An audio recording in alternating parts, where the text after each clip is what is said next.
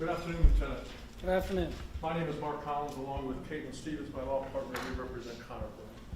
Appreciate you being here. We have never talked about this case or talked before, correct? Correct. And as a lieutenant, so the ladies and gentlemen of the jury know, not the most, but there's patrol officers, correct? Correct. Above patrol officers are sergeants. Correct. Above sergeants are lieutenants. Correct. Then comes your deputy chief or chief, right? Correct. Okay, so you're fairly high up based on your experience and training, right? Yes. That's one of the reasons that they have you be the custodian of records for the body-worn camera, custodian of records for the policies and procedures, correct? Correct. So sometimes you're on the street, or sometimes you're on patrol, other times you're more of administration. Is that fair? That's fair. Okay. Now, you told the prosecutor you've been in law enforcement for how long? 15 years. 15 years. And prior to that, you were at, you had to train at the OPATA, correct? Correct. Tell the ladies and gentlemen of the jury what OPATA is and why it's there. It is the state's training facility, so you have to take the OPATA course through the Ohio Attorney General's office to become a police officer. And specifically, you were trained there on use of force, correct? Correct. All right. You were trained on both the physical application of use of force as well as the book application, so to speak. Correct. There's classrooms about Graham v. Connor and things of that nature, as well as physical demonstrations, correct? Correct. All right. Have you partaken in shoot, don't shoot scenarios? I have. Please tell the ladies and gentlemen of the jury what those are. Those are different scenarios we play a lot of times, what's called VR, where they give you different scenarios where you may have to use deadly force or you may not. So every situation is different. A lot of it is computerized. So it puts the officer in a situation where he has to make a split-second decision. And sometimes have you done the course on that as well, have navigated the course of the shoot, don't shoot? Yes. And what comes at you, or what do you have to determine at that point in time in the course? If you need to use deadly force or not. An imminent deadly threat is posed to you, correct? Correct. And you have to respond based on that action.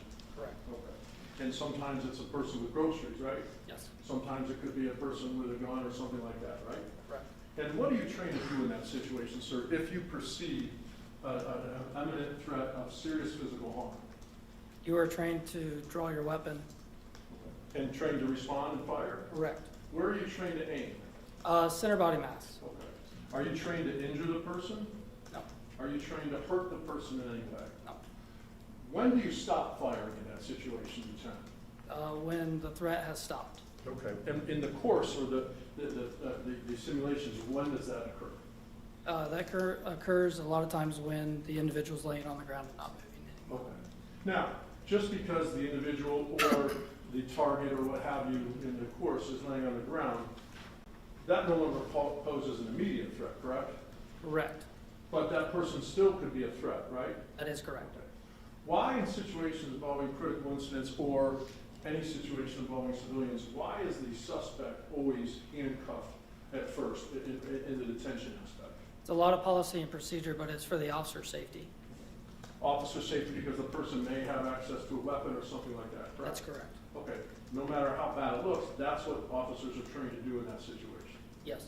You've gone through training on that, correct? Yes. Okay. And do you have to train on a yearly basis, or how often do you have to retrain, so to speak? For firearms, we train twice a year. Okay. And then with regards to, you talked about policies, the prosecutor asked you about policies. Now, there's policies specific to Blendon Township, correct? Correct. Okay. That doesn't mean those are the same policies in Columbus or Minerva Park or Westerville, correct? That's correct. Okay. There is one general theme that you learned in OPATA in your training, and that's based on Graham v. Connor, correct? That's correct. And that's if an immediate threat to an officer of serious physical harm permits that officer to respond with deadly force, correct? That's correct. Okay. That's the same all over the country. Yes. Just because your policy is one thing doesn't mean that in another state that's the same policy. That's correct. Okay, all right. And with regards, you've reviewed the body worn camera from Sergeant Moynihan. You reviewed that prior to coming today, right? Yes. How many times? I honestly don't have a number for you. I mean, it's multiple times. Lieutenant, did it ever get less damaging to you, or less? Did you ever feel less sympathy or empathy for that situation each time you've seen it? No. It's brutal to watch that, right? Correct. Even in your 15 years of law enforcement, every time you see that, it makes you feel a certain way, right? Correct. Based on your training and experience, Lieutenant, is there anything after the car goes towards the Kroger that goes into an analysis of use of force? Okay, Mark, please start that over for me. Is there anything based on your training, Lieutenant, that once the car went towards the Kroger and they chased after it, is there anything that would go into an analysis of use of force after that fact, Lieutenant? Is there any credible evidence that that you would use, the recitation or anything, would any of that go into analysis of use of force? It wouldn't, would it? Because it all happened after the use of force, correct? Correct. There is absolutely no evidentiary value of anything after that car being stopped, correct? Correct.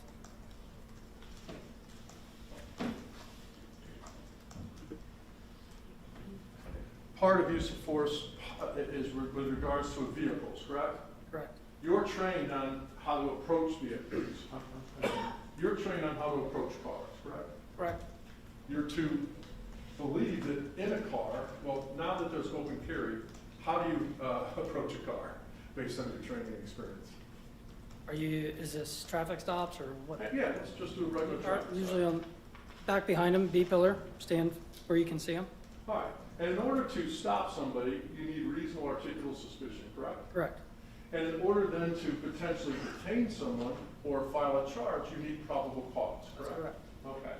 And so that's the lawful thing you need in order to write someone a summons or take someone under arrest, correct? Correct. Just because there's an allegation made, your duty is to investigate it, Lieutenant, right? Yes. And part of that, if you have probable cause to arrest, you have a duty to then place that person in custody and arrest them. Correct. Are you gonna let them leave? No. Okay. It's your job to continue to pursue that, correct? Correct. Now, based on your policy that the prosecutor talked about with regards to use of force, there's a use of force both non-deadly and deadly, correct? Correct. Okay. And if an officer perceives an imminent serious threat of serious physical injury or death, they're trained to respond with deadly force, correct? Correct. Okay. Now, in a situation, there's every critical incident is unique in of itself, correct, Lieutenant? Correct. Okay. And in those situations, there's also an aspect about a moving vehicle in your policies, correct? That is correct. Okay. And in a moving vehicle, in terms of, if a moving vehicle is coming at an officer, that doesn't mean the officer, if they perceive an imminent threat of serious physical injury, that means they're still allowed to use the deadly force, correct? Correct. Okay. And I think you guys have a phrase in it, if I'm not mistaken, when feasible, they're supposed to try to get out of the way, correct? That's correct. Okay. When feasible, because there are going to be certain situations that the directives have been contemplated that you might not be able to get out of the way, correct? That's correct. Based on everything you saw, is there any way that Connor Grubb was going to get out of the way? Objection, Your Honor. He's asking him to stand in the place of the jurors. You want to approach?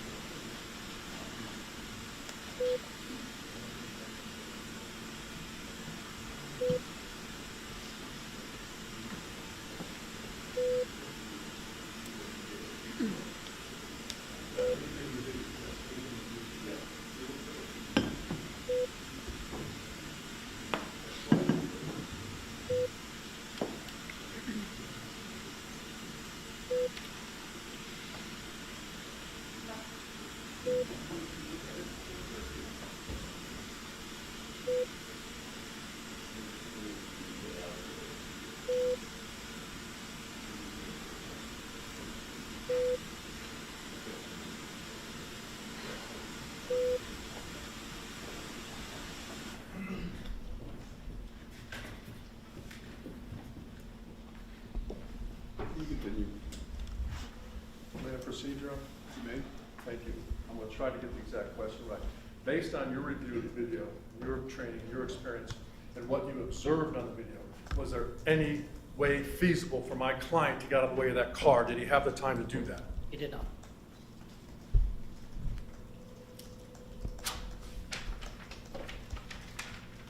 There's nothing in the policy that says you have to allow the car to hit you before you can fire, correct? Correct. Doesn't allow, you don't have to be run over before you can use deadly force, correct? Correct.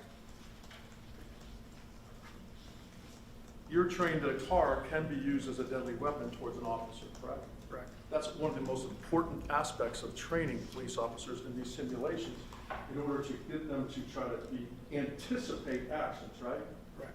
You're taught and trained to anticipate actions because an action is faster than a reaction. That is correct. You would agree with me that the number one cause of serious physical injury to officers and death is are cars, not guns, by civilians, correct? That is correct. And a car, based on your experience, is capable of imposing serious physical injury to someone even at a slow rate of speed, correct? Correct.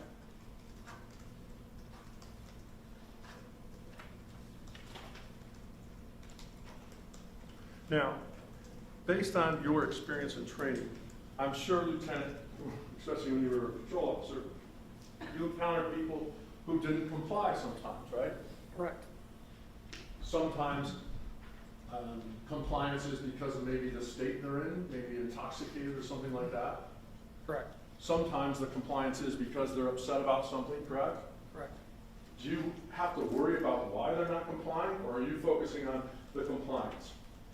You're focusing on the compliance, If they don't comply, what is your thought process at that point in time, Lieutenant? which next level we're going to have to use to gain compliance. Okay. Now, there's different ways to gain compliance, correct? Correct. And there's a use of force continuum, right? Yes. Sometimes that use of force continuum goes from the bottom to the top in a matter of seconds, correct? Yes. All right. And you're trained on that, right? Yes. And with regards to officers are supposed to de-escalate a situation, correct? Yes. Okay. And again, you try to do that in certain situations, right? Yes. Okay. And have you ever used vulgar language to try to gain compliance? I mean, I'm sure I have over the 15 years. Have you ever had to draw your weapon in order to gain compliance? Yes. Okay. Is that a form of trying to get their attention, trying to gain compliance? Yes. Okay. And you didn't fire because there was no deadly threat or of serious physical injury to you, correct? Correct. And just because you draw a weapon doesn't mean that you're going to fire it, right, Lieutenant? That's correct. That's every law enforcement officer's across the country nightmare, is being placed in that situation where you draw a weapon and then you perceive a threat, correct? Correct.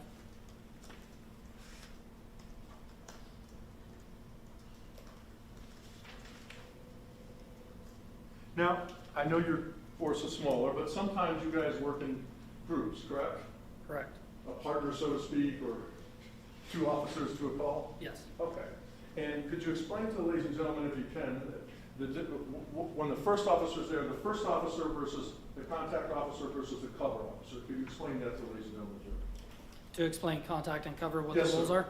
So contact officer is the one that's focused on the suspect. Their direct attention is on them, talking to them. The cover officer's responsibility is to make sure that that contact officer is safe and looking around to make sure the surroundings are safe as well. Your Honor, may I have the elbow, Ralph?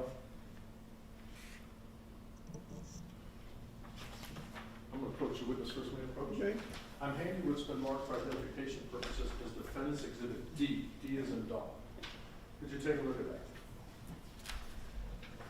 Do you recognize that as a still from Connor Grubb's body-worn camera? Yes. Okay. And is that a fair and accurate depiction of the view at that point in time? Yes, it is. Okay. May I publish this, Your Honor?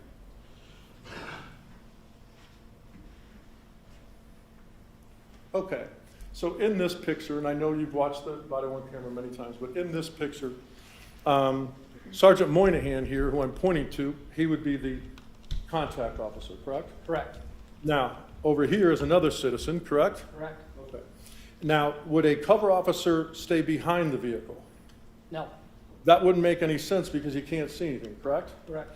Explain to the ladies and gentlemen jury why a cover officer wouldn't stand right next to Sergeant Moynihan. For one, they would have the same view. So a cover officer is not able to see the surrounding around it. Second of all, if there becomes a deadly situation, you may run into a crossfire situation. And you just said a crossfire, so on the other side of the vehicle, why would a person not be the cover officer there? Due to crossfire? Correct? Okay, so the position here in front that Officer Grubb took, now that vehicle's stationary at that point in time in the video, correct? Correct. And the position here gives him the most vantage points to see what's going on and to assess and provide cover for the lieutenant, or excuse me, the sergeant, correct? That's correct.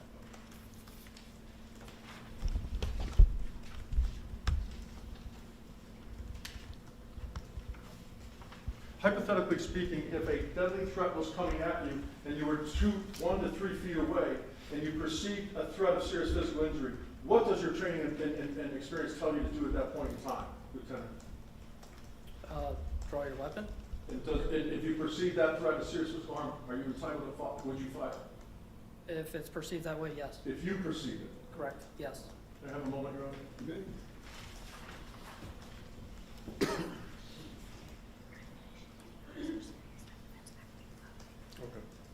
And Lieutenant, based on your experience on with these critical incidents, hitting an officer with a car, that's a serious crime, correct? Correct.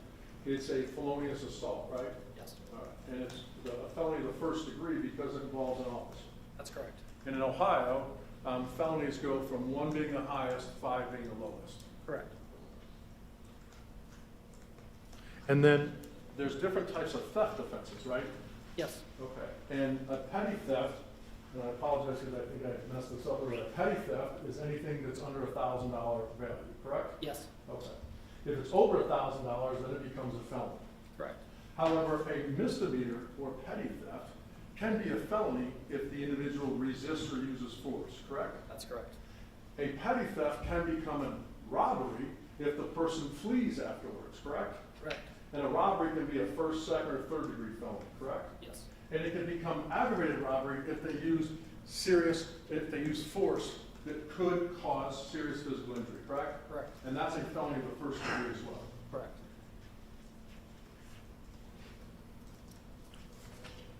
Lieutenant, that's all the questions I have for you right now. Thank you. Thank you. Any redirect? Briefly, Your Honor.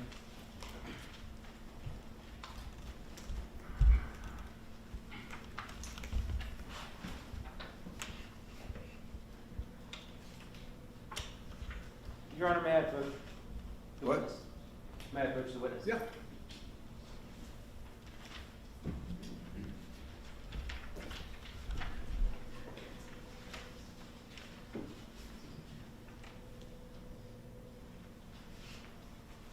Lieutenant Rutherford, I'm handing you what is previously marked as State's Exhibit 4A. Could you please read the section under alternative tactics de-escalation, 423.6? When circumstances reasonably permit, officers should use Sorry, or do I need to start over? Okay. When circumstances reasonably permit, officers should use nonviolent strategies and techniques to decrease the intensity of the situation, improve decision-making, improve communication, reduce the need for force, and increase voluntary compliance, e.g. summoning additional resources, formulating a plan, or attempting verbal persuasion. And could you also please read 300.4.1? 300.4. Is this moving vehicles?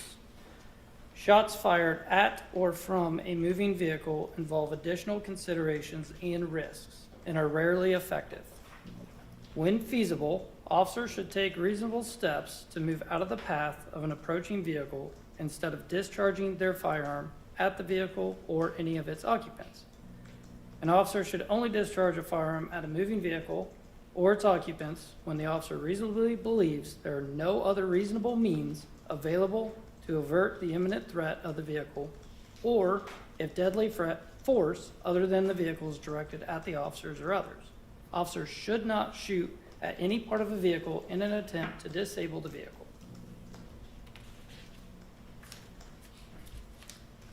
Thank you. Yep. Lieutenant Rutherford, what is the purpose of having the department policy manual? Everyone's aligned with the same policies and should do everything the same.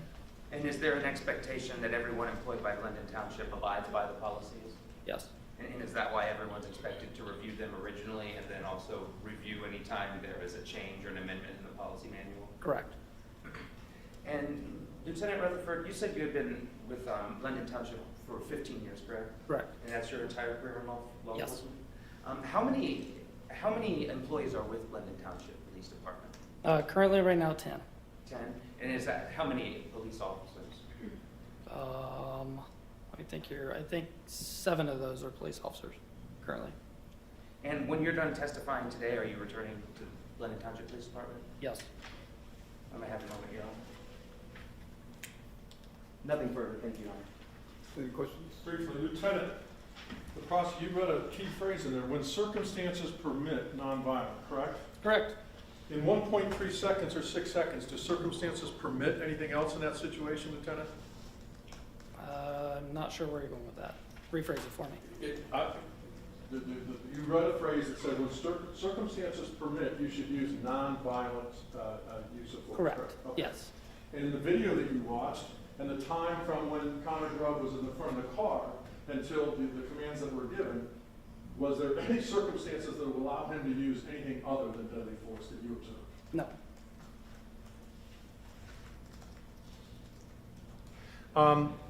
They talk about communicating with a person. If I told you that Sergeant Moynihan asked 8 to 10 times, not asked, ordered 8 to 10 times to get out of the car, is that a form of communication that's nonviolent to the suspect? Yes. Did you see any sign of compliance by the suspect after 8 to 10 times of communications in a nonviolent way? No. Verbal persuasion was a concept used. Was there verbal persuasion used by both Sergeant Moynihan and my client in that situation? No. Other than get out of the car. Get out of the car, get out of the car, get out of the fucking car. Yep. Would you categorize that as verbal persuasion? It's verbal persuasion. Was there any compliance with regards to that? No. When feasible, that's the question I ask you, right? Would you agree with me that when feasible depends on your position, right? Yes. It depends on the amount of time you have to.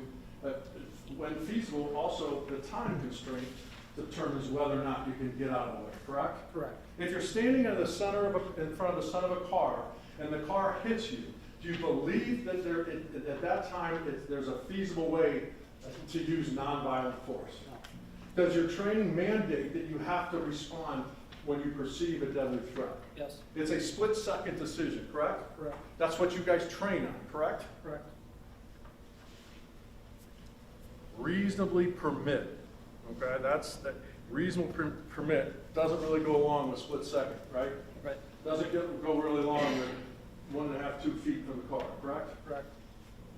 Thank you, Lieutenant. Appreciate you being here. Thank you. Good. And you can step down.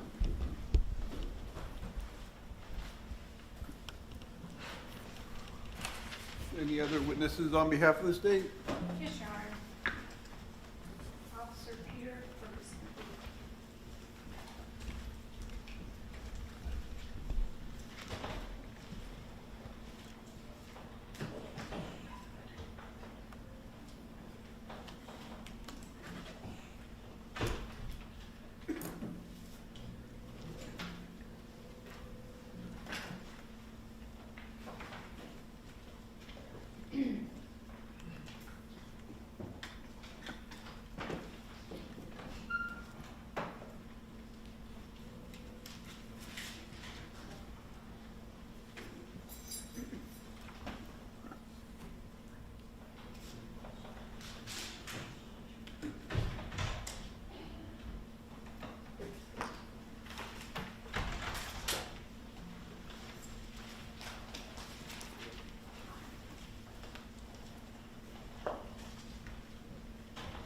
There's a little maze to walk around here.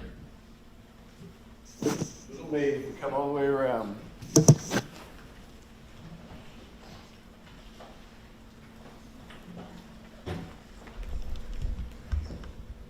raise your right hand. You solemnly swear and affirm under penalty of perjury your testimony in this case to be the truth, the whole truth, and nothing but the truth.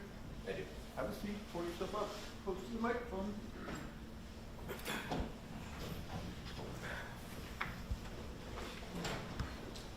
In a loud, clear voice, can you please tell us your first and last names, spelling the last for the record? Sure. Peter Ferguson, Ferguson. Where are you currently employed? Reynoldsburg Police Department. In what capacity? Patrol officer. How long have you been a patrol officer with the Reynoldsburg Police Department? Just since February. February of this year? Correct. Prior to joining the Reynoldsburg Police Department, where did you work? I worked at Minerva Park, also worked at Ohio Health Hospital as a police officer there, and before that I was out in Frazersburg, Ohio as a police officer. When did you complete an academy? 2020. And then after 2020, which of those departments did you go into? Frazersburg. How long were you there? 2 years. And then where did you go? Minerva. While I was also at the hospital. When you say you were at the hospital, I was a police officer for the Riverside Hospital. so some hospitals might have security guards, some Correct. hospitals might have actual police officers. Which of those were you? I was an actual police officer, a sworn police officer. And then when did you join Minerva Park? Would have been 2022, I believe. What is the size of the jurisdiction of Minerva Park? It's pretty small. I believe it's just over half square mile, if I remember correctly. If you can keep your voice up. I'm Sorry, one yep. more time. And how many police officers you knew back in August of 2023 did the Minerva Park Police Department have? I think we had 10 at the time. And would it be 10 all patrolling at the same time? No, ma'am. Usually 1 to 2 at the time. Now, you're going to have to help me out because I'm not from Franklin County, but where is Minerva Park in relation to Blendon Township? It would be south of 161. So we kind of butt up to 161, runs east and west. So we're just an adjoining jurisdiction to them. Okay, so you're in a joint jurisdiction. Mm-hmm. Where does Westerville fit into that? I believe they're farther north. I'm not 100% sure where their jurisdiction actually is. Okay. Because you are a smaller jurisdiction, and would you agree Blendon Township Police Department is a smaller jurisdiction as well? Yeah, Okay. Do you sometimes give mutual aid to each other? we do. Okay, and what does that mean? It just means if there's a call that officer or officers from another agency need assistance with, we're allowed to go help them. And had you done that prior to August 23rd, 2023? Correct. Focusing on August 24th, 2023, do you recall what your shift would have been that day? I worked 2 p.m. to 10 p.m. when I was at Minerva. And would you be traveling in a patrol cruiser that's marked for your police department? Correct. Were you traveling in that cruiser alone, or was a partner assigned to the cruiser with you? I was alone. And then you would have been in a marked Minerva Park uniform. Correct. A little different from what you're wearing today, because I think you're wearing your Reynoldsburg police uniform. Correct. Is that correct? Yep. During your shift on August 24th, 2023, when you're in your cruiser, do you have any ways of getting information about things that are occurring during your shift? We do. And how do you do that? We have a MDT, or a computer, basically, that's connected to all the agencies that we have mutual aid with, or that are dispatched on the same channel. And would that include Blendon Township? It did. During your shift, did you overhear any information that involved Blendon Township? Prior to the incident, Yes. we hear all the radio traffic. Yeah, So let me be more specific. Do you end up going to the Kroger on Sunbury Road? I do. Prior to making the decision to go there, had you overheard anything on the radio that caught your attention about that area? Nothing that caught my attention. I was also on another call for service in Minerva Park when I believe the original call came out. So I really wasn't paying attention to what was going on there. What changed that made you decide to go to that Kroger on Sunbury Road? I heard over the radio, I believe it was shots fired. Does that elicit a certain response from you as an officer? Yes. What is that response? To go there and help. And go there, lights and sirens? Yeah, correct.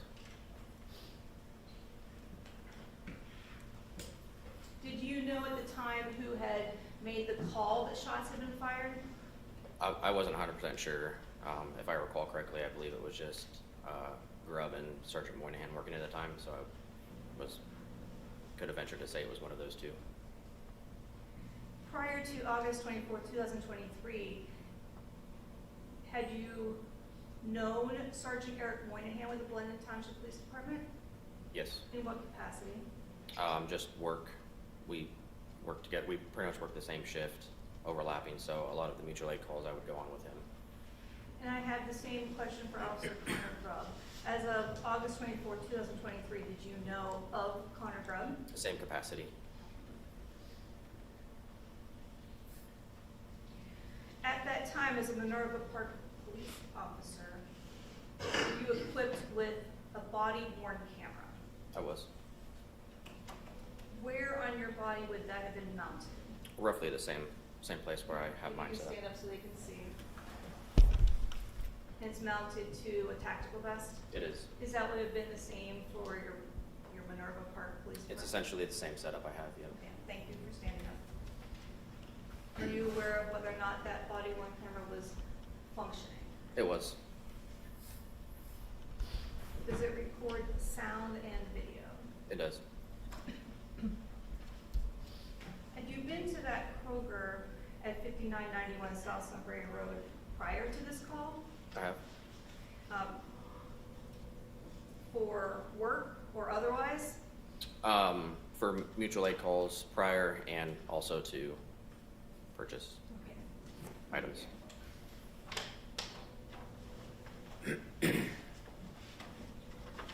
When you approach that Kroger, is it a kind of a strip mall that it's located in? Yeah. What entrance to that strip mall did you take when you arrived? I believe it was the entrance off of Valley Quail, if I'm not mistaken. I believe that would be the north. Okay, so if you're looking at Kroger, So it'd be the right, To the right. the right side of the entrance, yeah. and when you arrive to that entrance of the parking lot that includes the Kroger, did you attempt to know where you were supposed to be going to respond?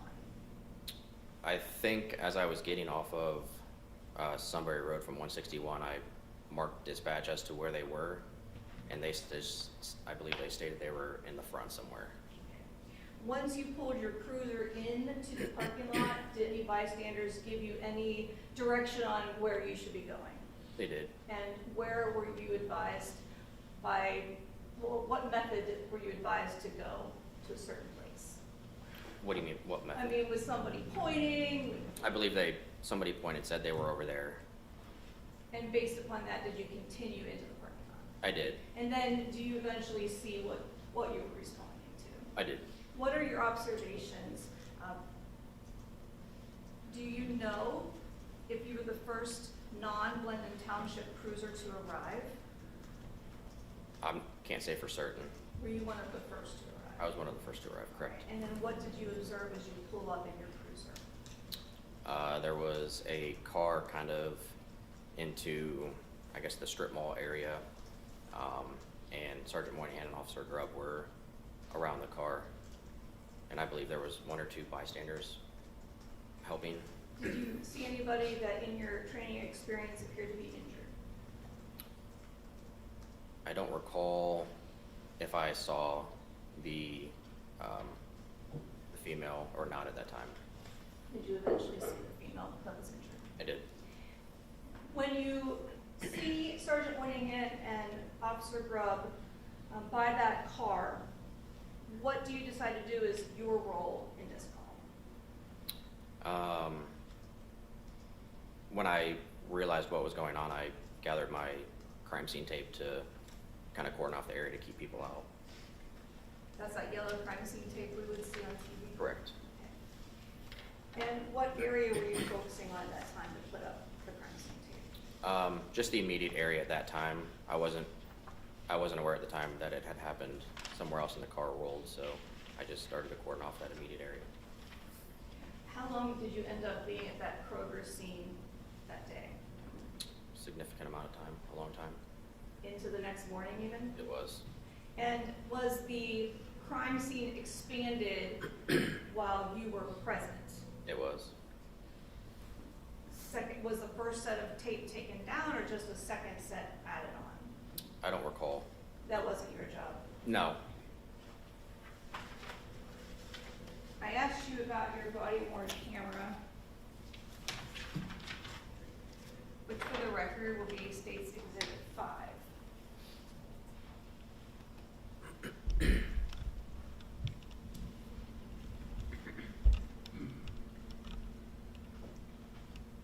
Councilwoman approach.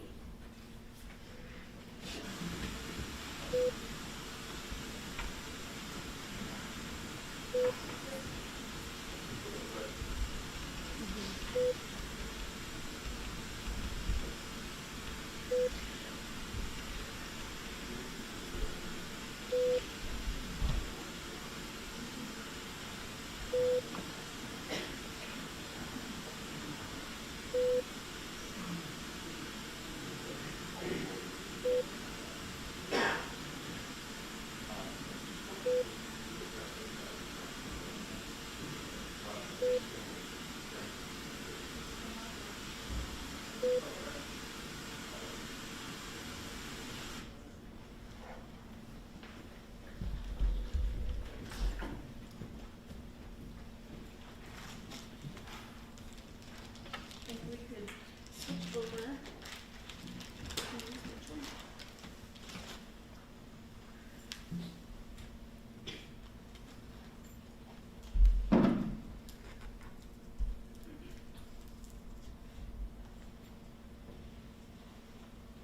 All right, this view is a little difficult to see, but before I hit play, Officer Ferguson, can you just explain to us, because many people maybe haven't seen how the body-worn cameras are recording. First of all, is your system at the time back at Monroe Park, is that the Axon system?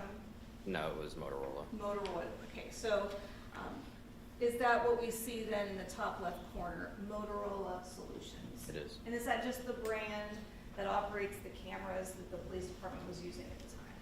Correct. It's the company, manufacturer I guess. of the camera. What is it? All right, and in the top right-hand corner, there is a time and date stamp. Would you agree it's August 24th, 2023? Correct. And then there's a time, it's military time, 18:31:25. So do the math for us. What time is that? 6:31 p.m. Thank you. All right, so I'm going to ask you a couple questions. You said that you started putting up some crime scene tape, but while you were out there, did you come into contact with Connor Grubb and ask him any questions? I did. And was your body-worn camera working at that time? It was.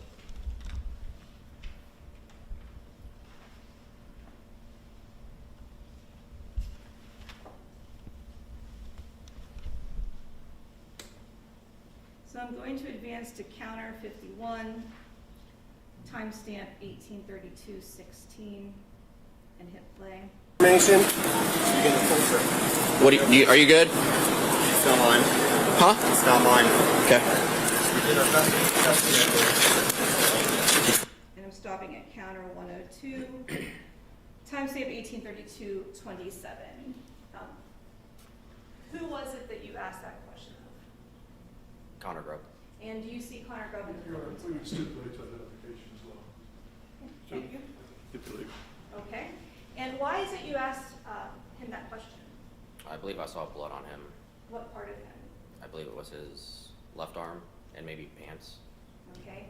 And when you asked that, did we see him show you his arm? I believe so, yes. Did he point to any other parts of his body when you asked him if he was okay? I don't believe so.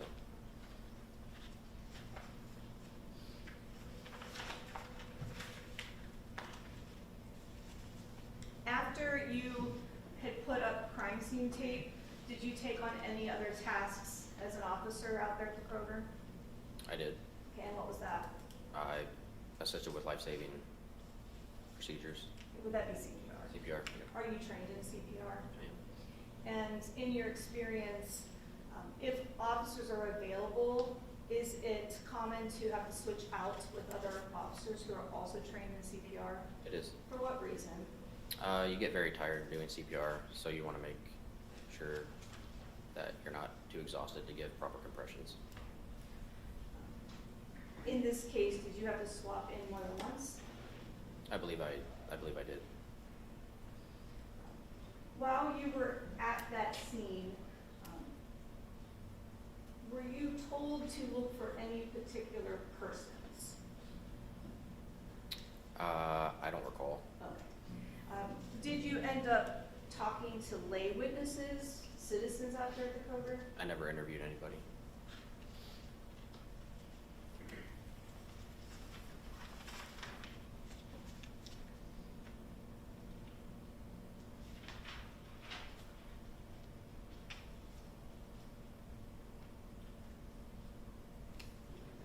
Yeah, are we done with the video?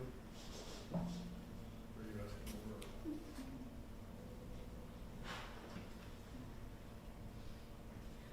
The clip that I played for you, State's Exhibit 5, did that fairly and accurately record what was going on around you on August 24, 2023? I did. Did any members from the Westerville Fire Department arrive on scene? They did. And would they have taken over the care of the woman once they came on scene? They did.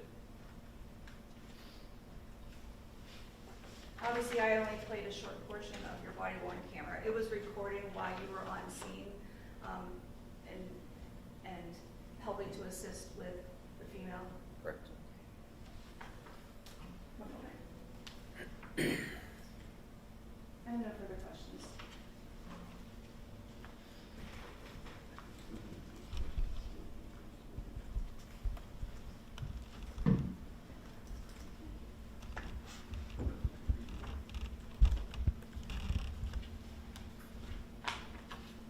Any cross-examination? Thank you, Your Honor.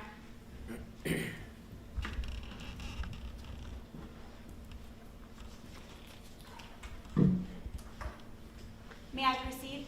May? Thank you. Good afternoon, Officer Ferguson. My name is Caitlin Stevens, and I, along with my law partner, Mr. Collins, represent Mr. Grubb in this action. If at any time you don't understand my question or I go too fast, please just let me know and I'll be sure to slow down and rephrase. Yes, ma'am. I want to start and talk to you about general policing concepts. You've said you've been a police officer since 2020, right? Yes, ma'am. And so, based on your experience and training, in order to investigate someone, you need what's called reasonable articulable suspicion, right? Correct. And in police terms, reasonable articulable suspicion means specific facts with reasonable inferences in order to believe criminal activity is afoot. Would you agree with that definition, sir? Correct. And you're allowed to draw on your training and experience in order to get reasonable articulable suspicion, right?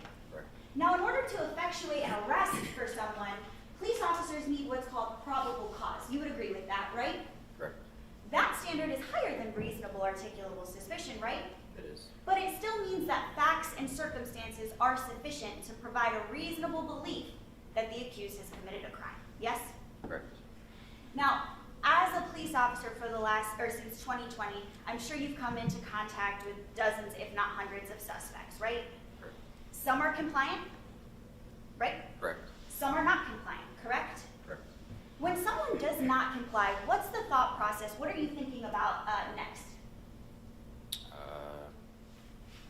Try to find a way to get them to comply. Try to find a way to get them to comply.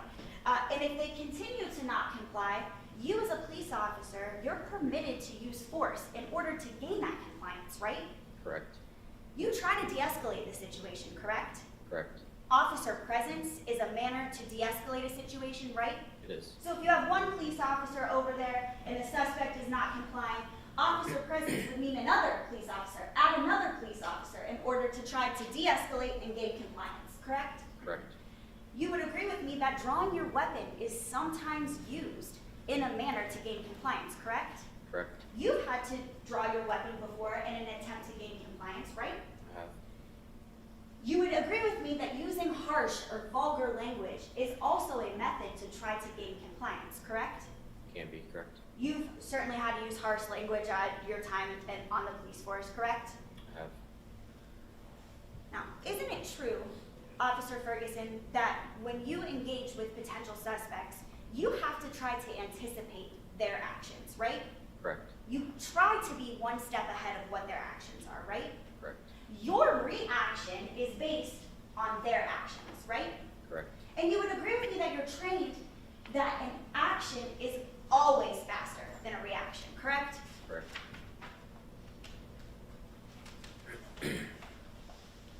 As a police officer, you're trained in the harm that vehicles can cause, correct? Correct. No doubt that a car can certainly be a deadly weapon, right? Correct. You're aware that cars are the #1 causes of injuries and deaths to police officers, right? Correct. It's not a gun, right? Sorry, you have to Correct. answer Sorry. out loud. Correct. And it's not a knife, correct? Correct. Cars are the #1 causes of injuries and deaths to police officers, correct? Correct. You know that even a slow-moving vehicle can cause a serious physical injury to a police officer, right? It can. It can cause a hip fracture, Yeah. correct? A skull fracture, a broken back. Yes. Now, you're aware that this state now has open carry and constitutional carry, right? It does. Tell the ladies and gentlemen of the jury what that means. It means that unless you're a non-qualified adult, you can carry and possess a firearm and conceal it. So how does that change how you approach a vehicle now? Personally, Yes, I treat every vehicle as if there's a gun in there. you treat every vehicle as if there's a gun in there. Correct. And that's because of the state laws here in the state of Ohio, correct? Correct. So you would agree with me that other police officers are trained to anticipate that perhaps that person has a gun in the vehicle, right? Correct. You would agree with me, sir, that hitting a police officer with a car is a serious crime, right? Correct. You would agree with me that a theft offense, fleeing after that theft offense, and attempting to inflict serious harm on a person is an aggravated robbery in this state, correct? Correct. And you would agree with me that an aggravated robbery is in fact a serious crime here in this state, correct? Correct. Are you familiar with the phrase contact and cover? I am. Tell the ladies and gentlemen of the jury what that means, contact and cover. Essentially, if you have multiple officers, one officer is going to be your contact officer who would be speaking with the suspect, and the cover officer would be at a different area, not too far away from the contact officer, just providing cover and overwatch for that other officer. And if you are a cover officer, your primary goal as that cover officer is to make sure that contact officer remains safe, correct? It is. As well as looking around and making sure everybody else is safe also, right? It is. So in order to provide cover to your contact officer, you have to be able to see what the suspect is doing, correct? Correct. Hypothetically speaking, sir, if a police officer was standing at the driver's side door of a car making contact with the suspect, you as a cover officer certainly wouldn't be behind the vehicle, would you? No. Because you can't see what's going on behind the vehicle, right? Correct. You wouldn't be on the passenger side of the vehicle as a cover officer, correct? Depends. Every situation is different, so. Do you know what crossfire is, officer? I do, yes. Well, explain to the ladies and gentlemen of the jury what crossfire means. So crossfire would be essentially you're shooting at something and you have a partner or other partners or innocent bystanders who are in that crossfire. So as a cover officer, you want to avoid the possibility of crossfire at all situations, correct? You always want to try to avoid crossfire, correct? So in order to cover that police officer, you want to stand in front where you can see, correct? You could, yes.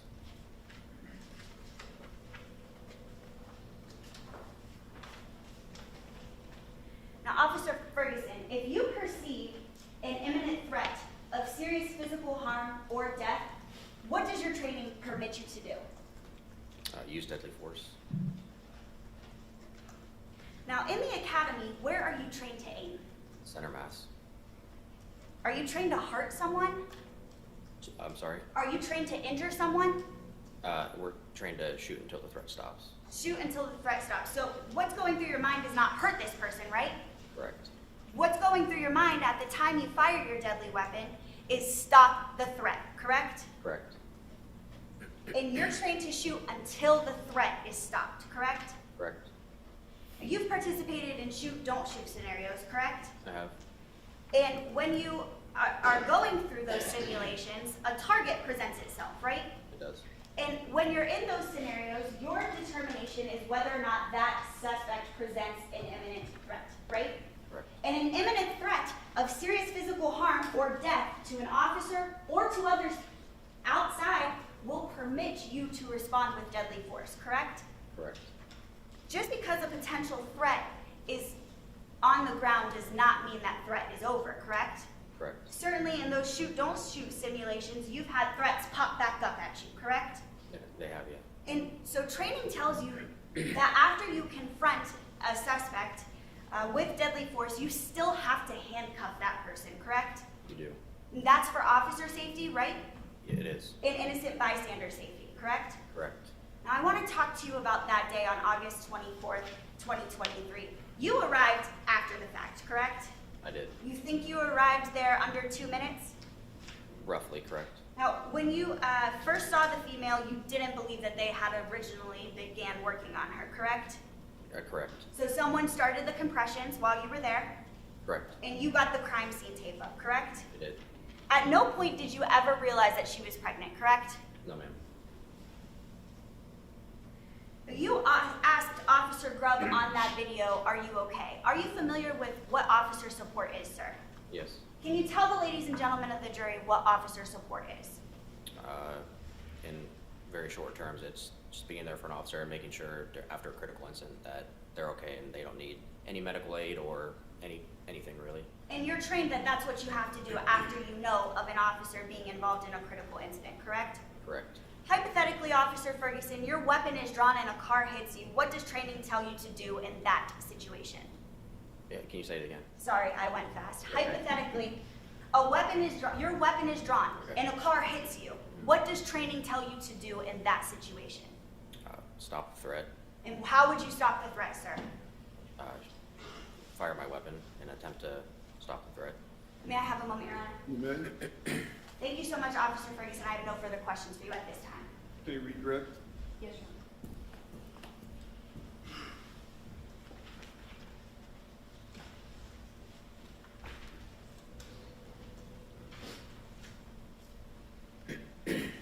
Honor. Officer Ferguson, Ms. Stevens just asked you, you weren't out there at the Kroger when this shooting happened. Would you agree with that? I was not. You weren't standing in front of that car.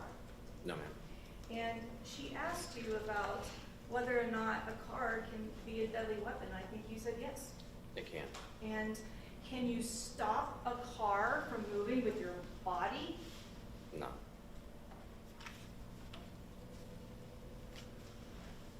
And if the car is the deadly weapon, does the threat end because you shoot the driver of the car?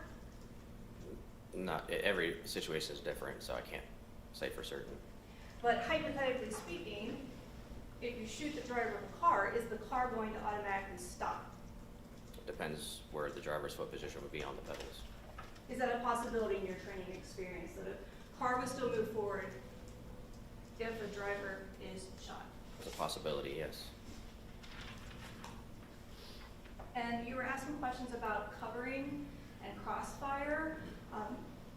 In your training experience, can bullets travel through and then out of cars? It can. Okay, and so if you're shooting through the windshield of a car, are you creating a risk to the people behind the car? Depends where the shot is fired, I suppose. Is it a possibility that by shooting into the windshield of a car, that bullet can travel and exit the car? Sure. And that wouldn't necessarily be protecting the individuals around the car, would it be a threat to them, is that correct? I can't say for certain. Depends on where the shot is and the manner of the shot, I suppose.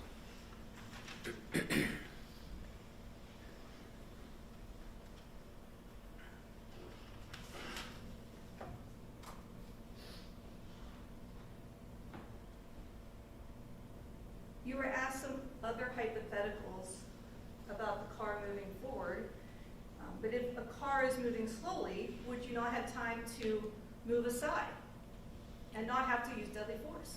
Depends on the situation. And again, you weren't in that situation on that day. No, ma'am.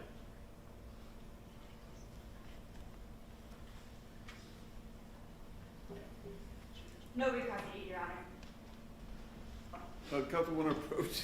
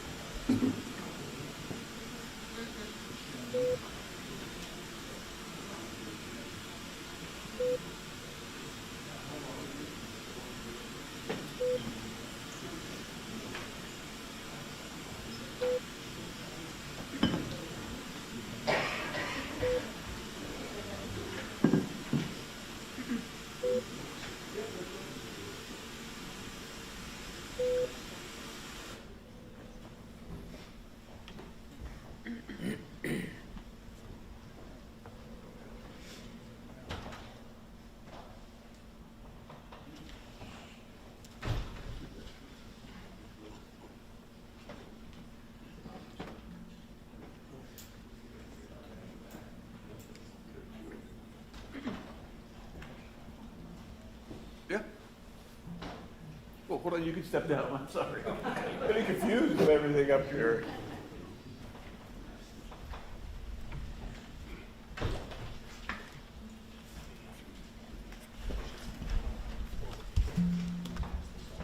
There's a little maze around here. You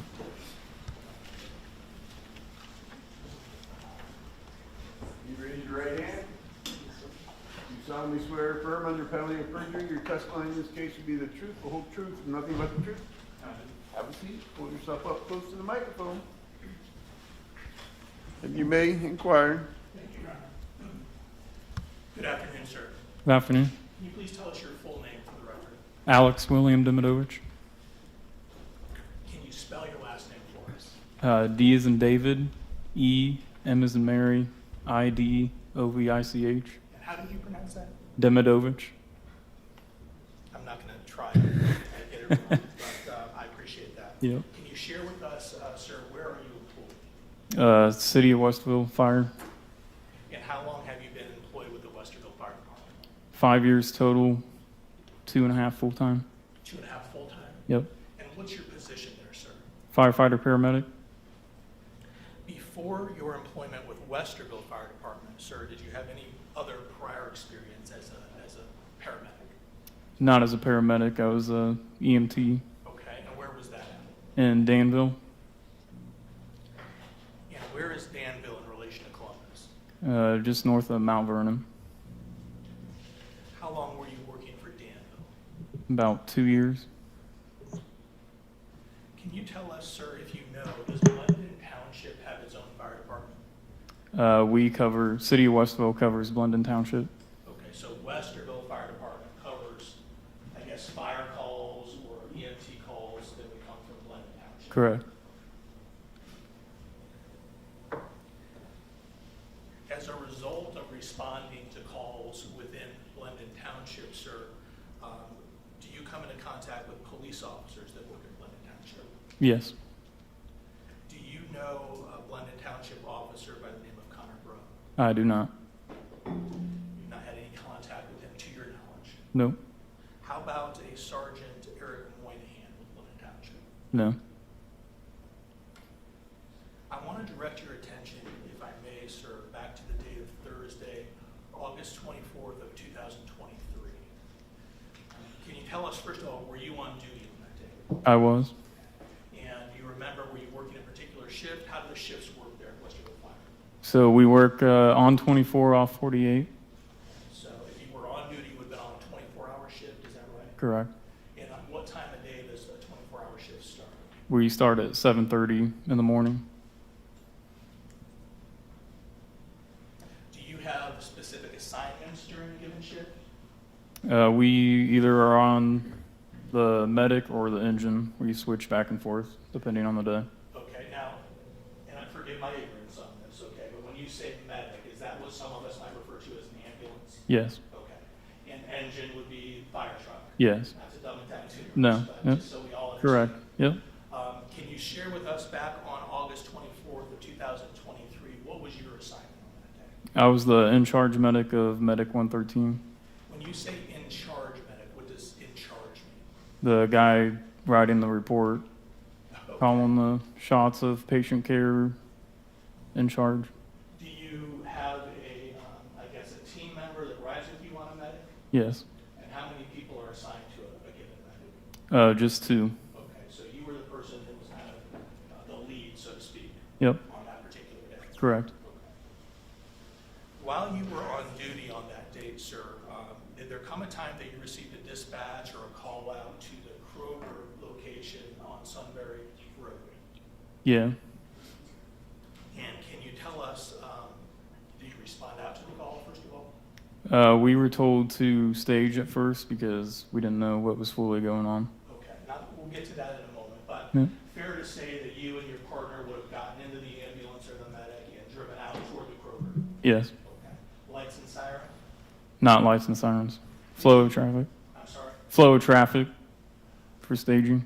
Did you know what type of a call out it was at that particular time? Yes. And what was the information that you had? Possible shooting. So you mentioned that you drove out toward the Kroger, and then you said that you would have staged. What do you mean by the term staged? So we're staged just down the street usually. And once the cops say that we can come in, it's clear to come in, that's when we'll come in. So who makes the decision of when it's appropriate for the medics to drive into the scene, drive onto the scene? The officers on scene. Police officers on scene? Yep. So you literally would drive out to the Kroger's, but stop down the road Yeah. in a parking lot or on the side of the street until you're told, okay, it's okay for you guys to come in. Correct.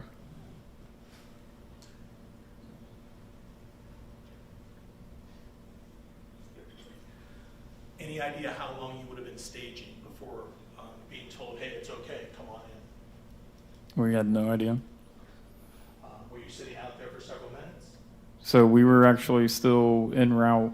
We weren't physically sitting somewhere. We were coming down Sunbury Road. When you were told to come in? Yes. Gotcha. When you entered the scene, and when I say that, when you drove your medic into the Kroger parking lot, what's the first thing that you observed? Bunch of police officers on scene. Okay, there's officers already there, is Yep. that correct? Yep. And do you get out of the medic then? Yeah. Are you the first medic that would have approached the area where the injured individual was? Yes. And upon approaching, where was that person located when you first saw them? Laying on the ground in the parking lot. And Against were the there- sidewalk. I'm sorry. Against the sidewalk. Were there officers around them? Yeah. When you first approached, did you observe any visible signs of injury to the, was it male, female, Female. to the female? Yeah, we noticed, and the officer stated that she had one injury to the chest. Gunshot wound. Did you, as the medic, provide any life-saving measures there on the sidewalk area? Yes.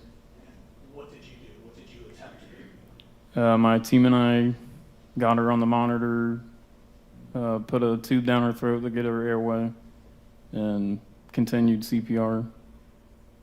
While you were doing that, sir, did she show any signs of life at that time? She did on the monitor. When you say the monitor, help us out. What do you mean by that? It's the big life pack box looking thing that we have. We can put somebody on we call it a 4-lead, just stickers on you, and it shows your heart rhythm. Okay, so that's where you take the little pads with the stickers and you stick them onto the patient's Correct. chest. Correct. And that would read electrical signals of their hearts? Yeah. I don't want to put words in your mouth. I just No, wanna you're make good. sure I Yeah. understand what you're saying. Yep.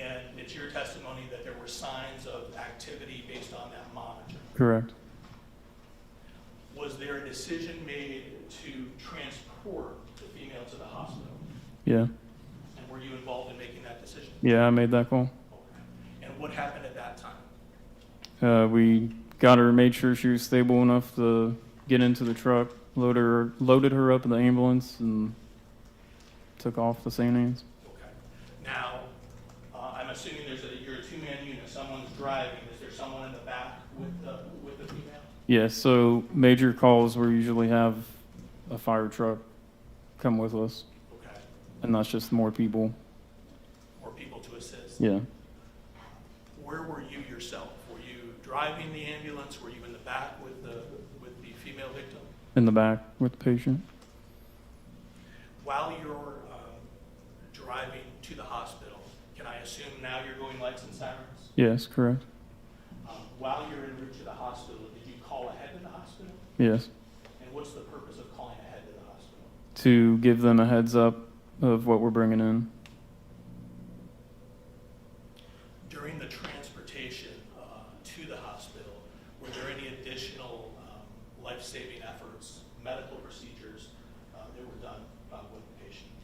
We just continued to give advanced drugs and continue CPR and breathe forward.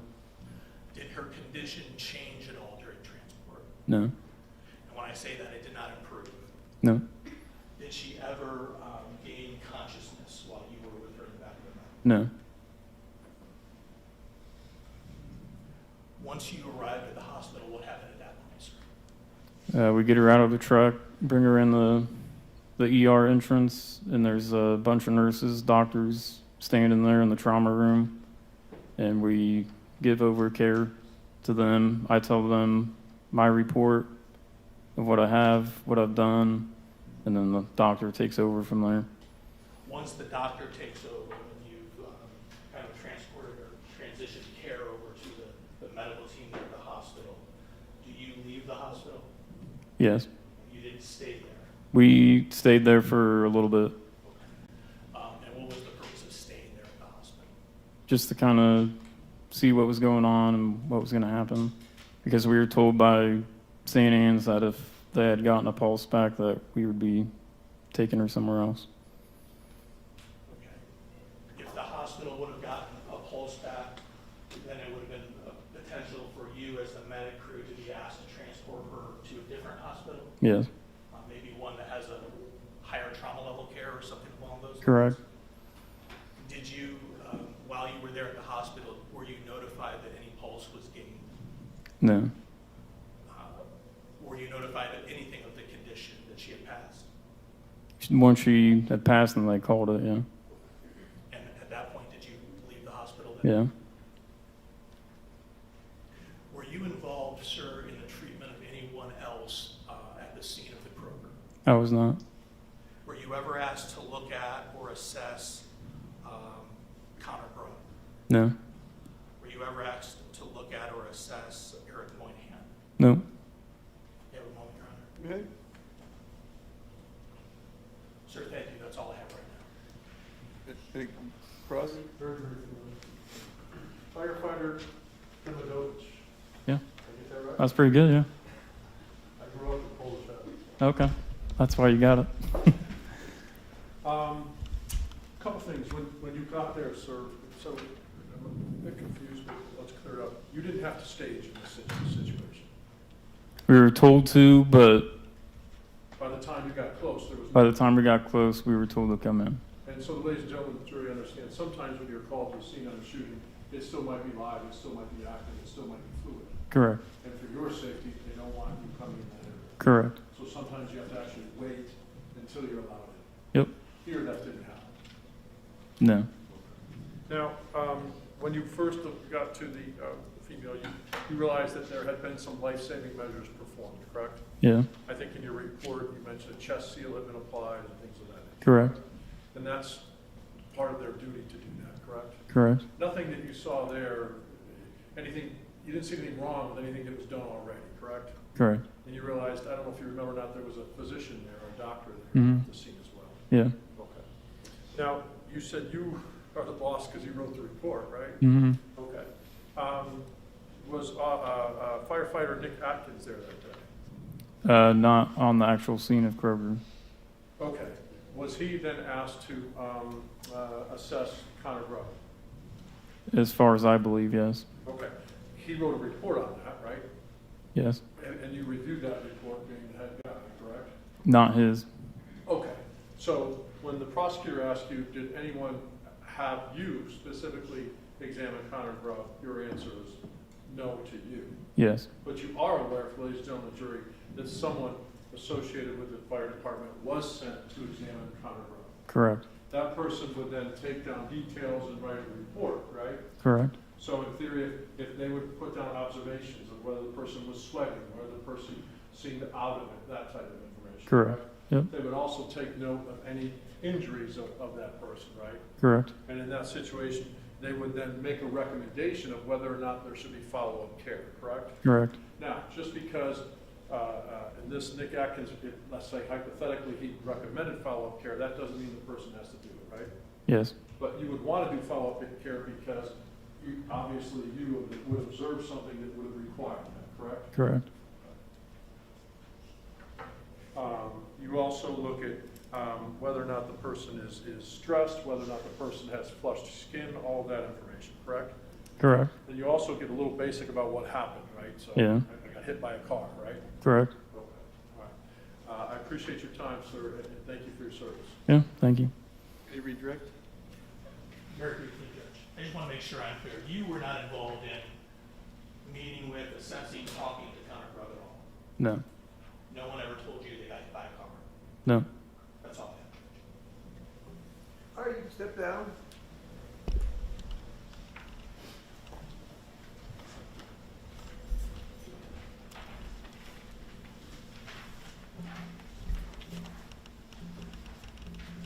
Carmen would kill me if I don't take a break.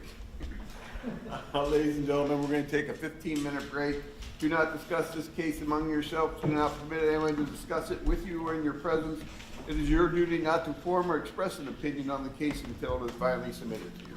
All rise.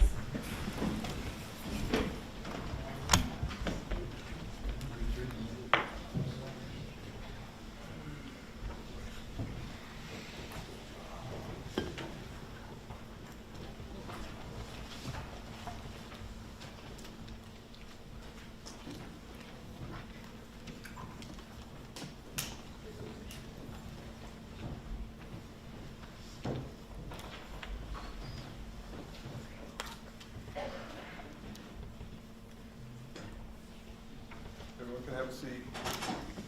Gentlemen, I cannot have you sleeping in my courtroom.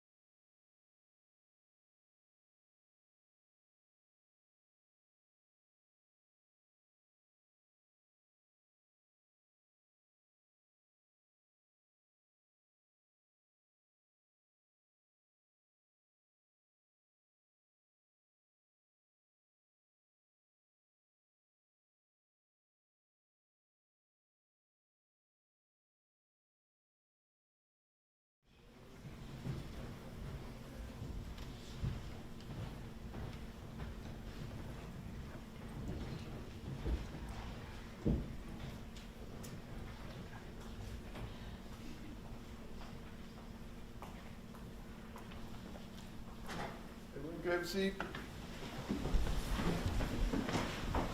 Call your next witness. The next witness is Ryan Schley. Ryan Schley.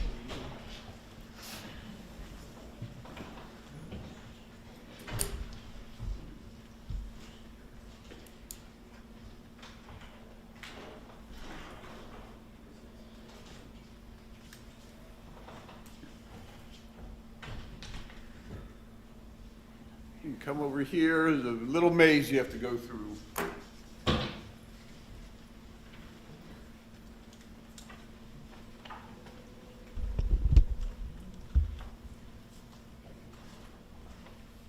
Again, can you raise your right hand? You solemnly swear, affirm under penalty of perjury, your testimony in this case will be the truth, the whole truth, and nothing but the truth? I do. Have a seat and pull yourself up close to the microphone.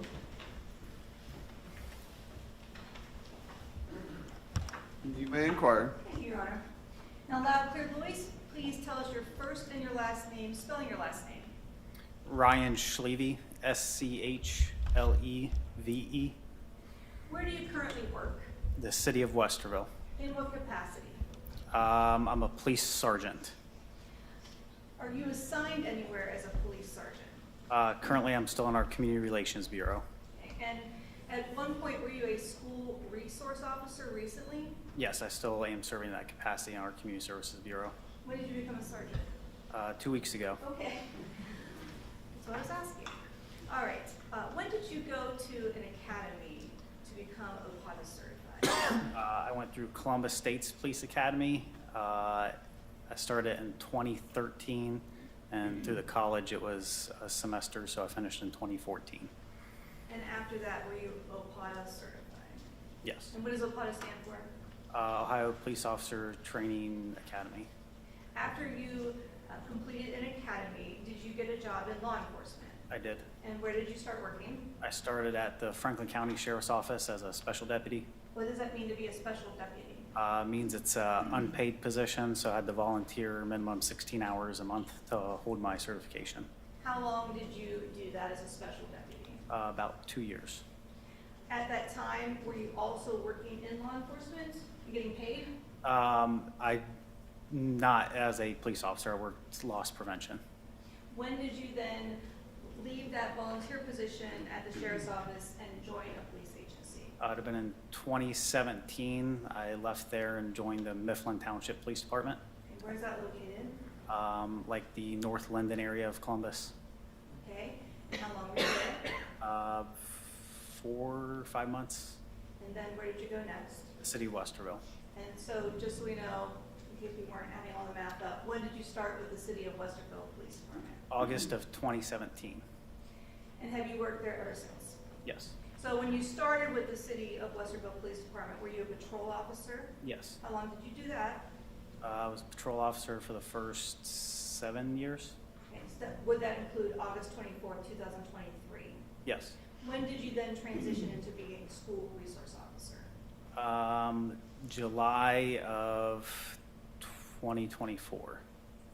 And I think you said you're still somewhat in that role as you're transitioning? Correct. All right. Let me direct your attention to August 24th, 2023. Were you on duty as a City of Westerville Police Department officer? Yes, I was. Do you recall what your shift would have been? I was a second shift patrol officer. I worked 2 p.m. to midnight. As a patrol officer, were you assigned a patrol cruiser Yes.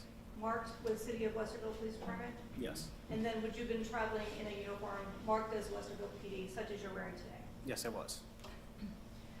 Were you traveling solo, or were you assigned a partner that would be going to calls with you? I was as a solo patrol officer in my own cruiser by myself. Can you tell me, how big is the police department for Westerville? We're budgeted, I think, for 80 sworn personnel. And then on a shift, how many patrol officers would be out in the City of Westerville? It varies by shift. Shift minimums for second shift would be 1 supervisor and 6 officers. Is the City of Westerville Police Department then a bigger agency than the Blendon Township Police Department? Yes. And what about the size compared to Minerva Park? Still larger. In location, where is the city of Westerville in relation to Blendon Township? Blendon Township, it borders like the southern border of the city of Westerville. And does Blendon Township carry its own address, or does it carry a Westerville city name? It has a Westville city mailing address, but it's not Westville city limits. Because Blendon Township is a smaller department, does Westerville at times provide mutual aid for that department? Yes, if requested for mutual aid. Had you done that before August 24, 2023? Yes, I can't remember a specific time, but yes, I've worked with them before.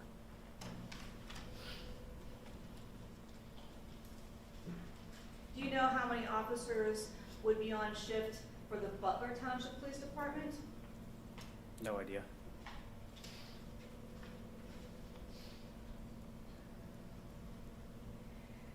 When you were working that day on August 24, 2023, are you able to monitor any kind of radio traffic to gather information about what might be going on?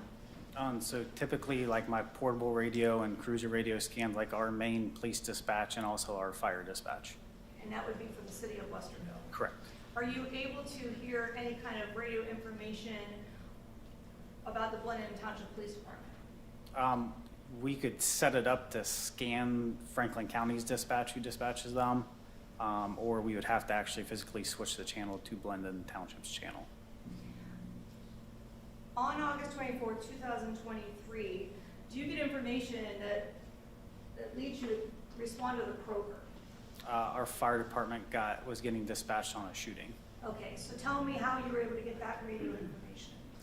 Because my portable radio scans our fire dispatch. Okay, so you're getting your information from the Westerville Fire Department. Yes. And then based upon the information you received, do you choose to go to the Kroger on Sunbury Road? Yes. Why? Obviously, we know Blendon's a smaller agency, and where that Kroger at is borders like the very south, so it's close. Like Blendon's very broken up. So there is places in Blendon Township we may not respond to, but that is like almost a mile or so south of our border. Had you ever responded to that Kroger on Sunbury Road in the past, prior to August 24, 2023? As a police officer? As a police officer? No. Had you been there as a person? Yes. And where were you specifically coming from when you traveled to the Kroger? Our police department. And where is that located? That's on the very south end of our police jurisdiction. When you get the information that leads you to head to Kroger, are you going lights and sirens? Yes. And why? Because obviously a report of a shooting. So generally, anytime there's a severe call or something like that, the fire department's going to stage until police get there. So we're going to get there quickly. How do you arrive into that shopping complex that has the Kroger inside of it? I came in from I was coming south on Sunbury, and so I was coming from the north to the south and was coming past the front of the store. So if you're looking at the Kroger store, are you coming in to the right of the store? So as I'm coming down Sunbury, and I don't remember the road name right off, it's right by, there's a gas station right there and a traffic light. So I turned right there and then came through the shopping plaza from the north. Where did you head to? Where I saw most of the other cruisers at. Okay, so had other cruisers arrived prior to you arriving in your cruiser? Yes. Were there different jurisdictions? Yes. What cruiser jurisdictions were you able to see when you arrived? I know there was one of our cars was there before I was, on top of Minerva Park, and then the Blendon Township cars. When you arrived, where did you head? Once I got out of my cruiser, I started walking over towards, they already had police line tape up, so I started going over towards where they had it taped off already. And what were your observations upon arrival? There was already officers rendering aid to the person that appeared to be shot. And as I'm walking up, I saw the Blendon officers over there and saw Officer Grubb kind of off to the side. At that time, did you know Officer Grubb? I probably come across him on calls or something, but I didn't really know him. Would you have potentially done mutual aid and Officer Grubb was on a call with you? Very possible, or sometimes if we make traffic stops and we're close by or you drive by him, we're back each other up, so it's possible I came across him at one of those times. Did you know him on site to be Officer Connor Grubb? I didn't know his name immediately. Okay, and did you learn that later? Yes. What about Sergeant Eric Moynihan with the Blendon Township Police Department? Did you know him prior to August 24th, 2023? Yes. And how did you know him? Obviously, I worked for Mifflin Township, which again is another smaller township down in that area. And then my wife also was a 911 dispatcher for Franklin County Sheriff's Office. So I've known his name and had ran across him on calls previously. So when you get on scene, you know by sight Sergeant Eric Moynihan? Yes. And where did you see Sergeant Eric Moynihan when you first arrived on scene? I believe he was by the car that was up by the drive-through window. And then you mentioned where you first came into, where you now know as Connor Grubb. Mm-hmm. And where was that? So he would have been, I guess, north of where they were rendering aid. So when I was walking up, he would have been to the right, and they would have been to the left. Back on August 24th, 2023, were you equipped with a body-worn camera? Yes, I was. Does that camera get mounted on your person? Yes, it does. And I don't know if you can show us with the uniform you have on, but where on your body would it have been mounted that day? So I was wearing our exterior carrier, so it's my body camera sits right here. And do you know that it was functioning? Yes. Does it capture both audio and video? Yes, it does. Is there some kind of a lag that if you turn it on, there's a go back?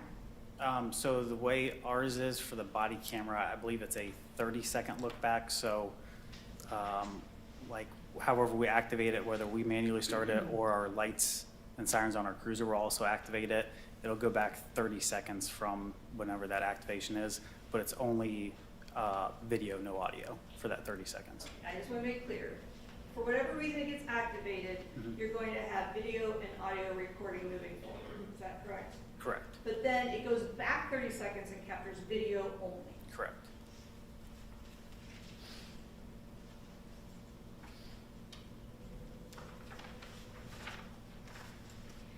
Was your body-worn camera functional and working when you came into contact with who you now know to be Connor Grubb? Yes. I'm going to play a portion from what we marked as State's Exhibit 6.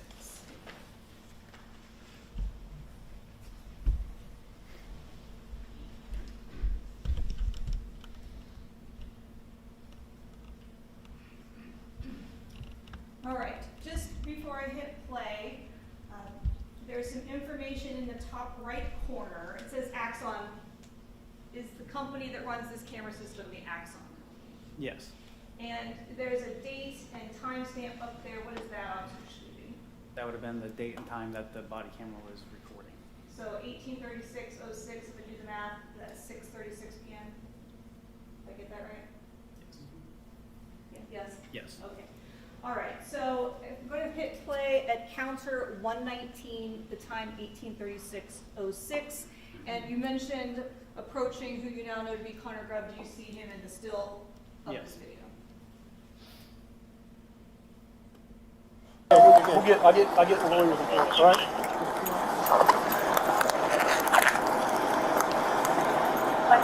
I know you got administrative stuff, just chill for a minute, let me get some other stuff going on. It's 5991 Sunbury Road.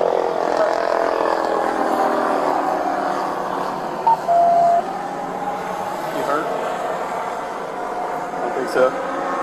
Westerville Fire to all responding. Is that yours? 5991 Sunbury Road. We're clear to enter.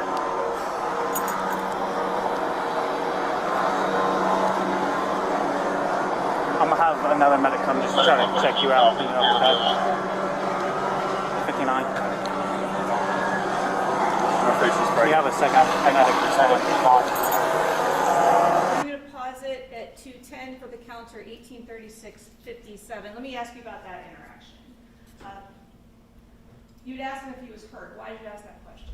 Because I saw blood on his arm. And what part of his body did he show you in response to that question? He kind of looked at his arm. And then did he point to any other part of his body in response to your question? No. I need to go back to the first interaction you had, which is going to be counter 0049 18 35 36 for the timestamp. And you said when you first went up, you saw emergency care being given to the person who'd been shot, and then at that point you do come into contact with Connor Grubb. Is that right? Yes. Okay. So hitting play. You all right?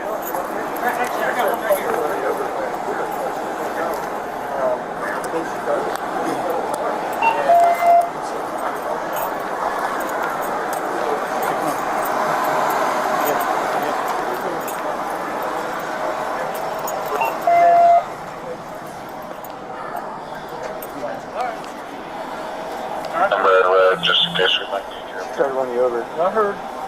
All right, I'm going to pause it at 0119 counter 183606. And I got these backwards. I just want to confirm. This is the first interaction you had with Connor Grubb. Correct. And it looks like you put your hand on him. What are you doing at that time? I was leading him away from the scene. Why? We already had officers rendering aid at that point. So he wasn't involved. There was already people taking care of her, so I was removing him. Do you know who the other individual that we see in the pause is? Deputy Morse? And would that be with the Franklin County Sheriff's Office? Yes. Okay, and then you ultimately had that second interaction that I played where Connor Grubb showed you his arm. Yes. Now, I believe you took it upon yourself to talk about any medics perhaps looking at Connor Grubb. Did you do that? Yeah, since he had those visible injuries and didn't know if it was his, I asked for an additional medic. And how do you do that? On our radio. And at first, was that medic going to, in your idea, respond to the Kroger? Like when I was calling for one for him? Okay, yes. Yes. Okay. Did that change as you're trying to attempt to get this medic involved? Yes. Okay, so what kind of updated information did you give over the radio about a medic? I let our dispatch know that Deputy Morse was taking Officer Grubb to their headquarters and advised them to send the medic there. Did you go to the Blendon Township Police Headquarters with Connor Grubb? No.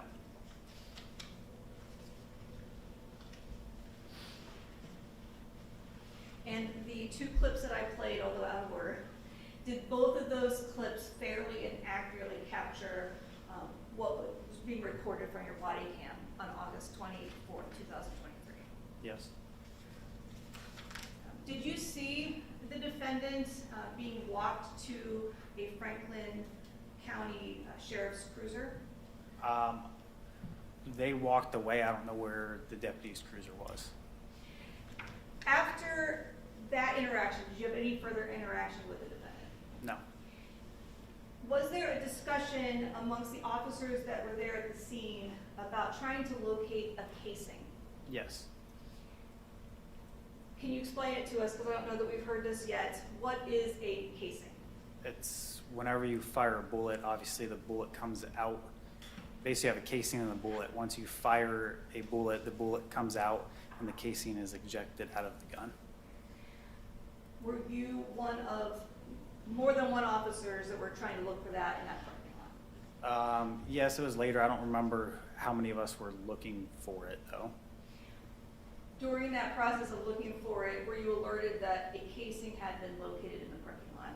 I located the casing in the parking lot. Did you make any efforts to mark that in any way? I let Sergeant Moynihan know because he was the one that told us that the casing would have been somewhere outside of that initial area that was taped off. So as I was walking through that area, I had located it and let him know, and he went and got a traffic cone to place it over it. May I please witness?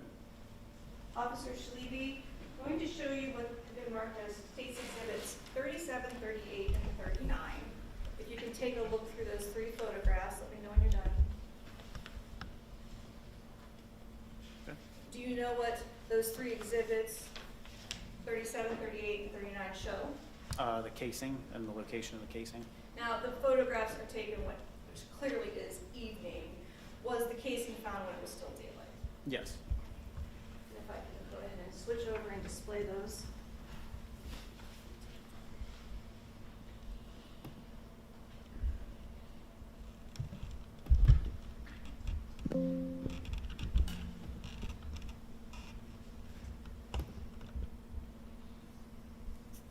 Showing, for the record, State's Exhibit 37, what do we see here, Officer Schley?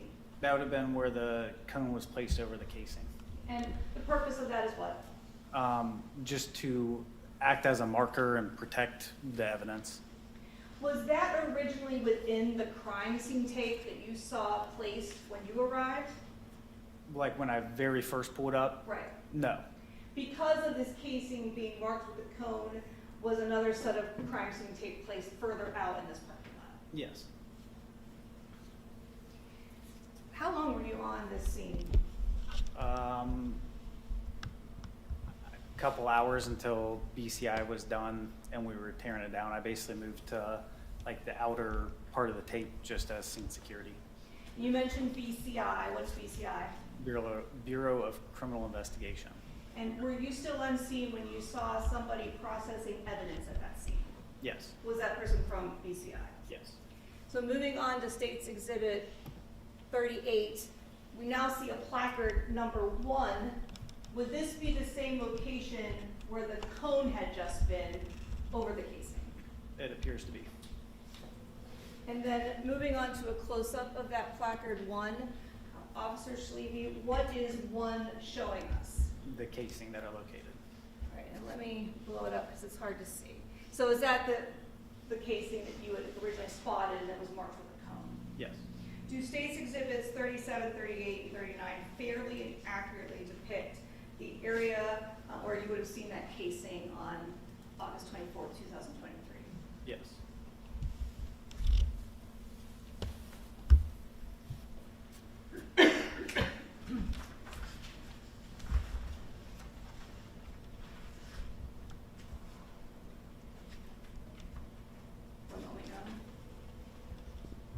No further questions, thank you.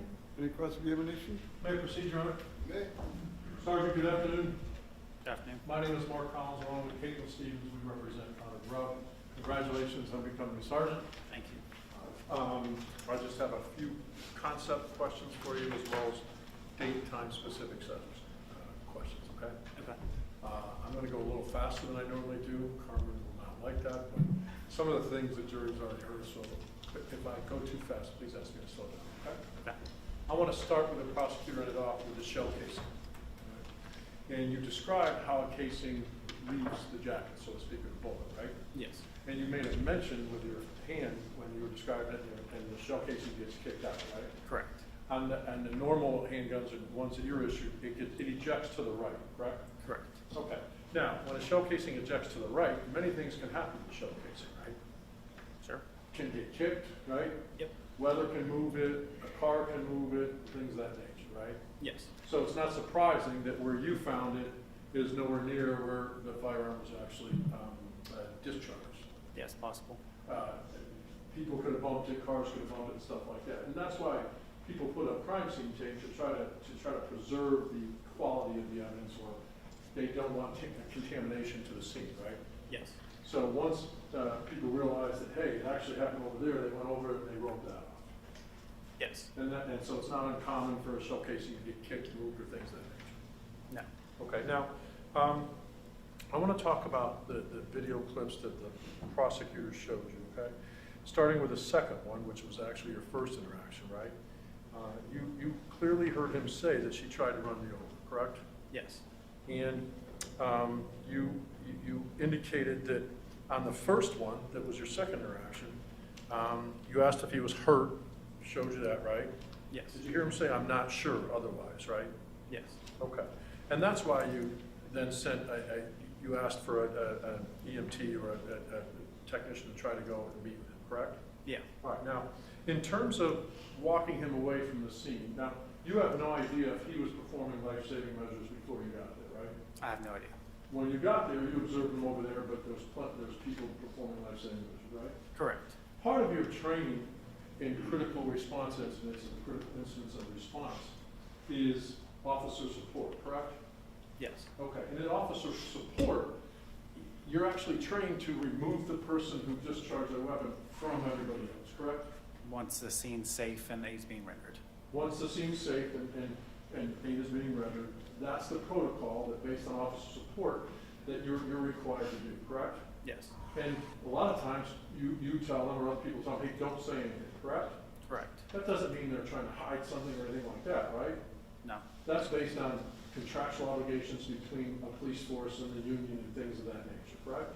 Yes. That's all bargained for and that's all taught and trained. And so that's what you were doing when you were getting him out of the scene, correct? Yes, that, and I knew we weren't investigating it. Correct. You're smiling there. So, let's talk about some concepts in the police force, okay, just in general, right? And bear with me, these are general policies that you were trained on use of force, correct? Yes. You were trained on how to effectuate arrest and the levels of proof that you need, so to speak, in order to investigate any reasonable articulable suspicion. Yes. That's facts and circumstances that will give you inferences that there might be something criminal afoot, right? Yes. They always use that term afoot. I don't even know why they use that. Second, in order to detain someone or arrest them, you need probable cause, right? Correct. That's a little bit higher than reasonable articulable suspicion. Yes. And in order to do that, that doesn't mean the person's guilty of that. That just means, hey, there's probable cause to believe that, again, inferences can be made from facts there that the person might be involved. Yes. All right. And you can't summon someone or physically arrest them or place them in custody unless you determine in your mind that probable cause was there, right? Yes. Okay. And in your 7 years of patrol, I'm sure you dealt with people who were compliant and people that weren't compliant, right? Yes. Sometimes it's whatever they have in their system makes them non-compliant, right? Sure. Sometimes they just aren't going to be compliant regardless of what, right? Yep. Why is compliance important to you in your analysis of the situation and what to do next? Sorry.